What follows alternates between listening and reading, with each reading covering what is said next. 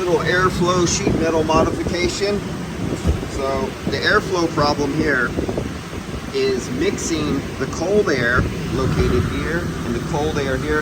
This is a 4.2 or 4.5 ton, 4 point, same thing. And we got the cold air coming out there at the end, but right here is a dehumidifier. And right here, this is 114 degrees of dry air. And so you end up with this hot spot, it's shooting this way. So you have a hot spot right here, then you end up with a cold spot shooting across there.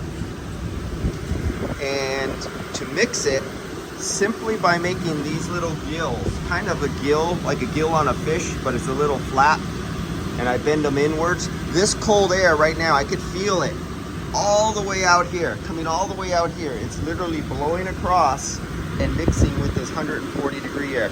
So you got like 48 degree, 52 degree air blowing through over here and mixing with the 114 degrees. Then over here is going to be the same thing. You can see where I traced it out. I'm about to cut it, and I'll do the same thing.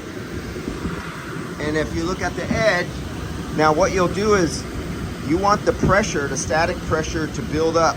Now these are high static units. These could go up to, were these medium or high static? Shoot, now I can't remember. But you want the static pressure to build up, and you want flow to come out here. So you restrict the flow simply by putting a little tape at the edge. And so I kept restricting the flow until I could get the high velocity to go straight up across. And the way I have it taped at the top, the airflow does not get disturbed by that little beam. You see that 4-inch beam right there? Well, if the airflow comes out of the top and hits the beam, it hits really hard and it comes down like a curtain, and it messes up your airflow from going to the other side and dropping down. So that addition of a little bit of tape without expensive sheet metal or nothing fancy has directed that air underneath that beam to hit the wall how it should. You can see the flow of steam. That's not steam, that's just water.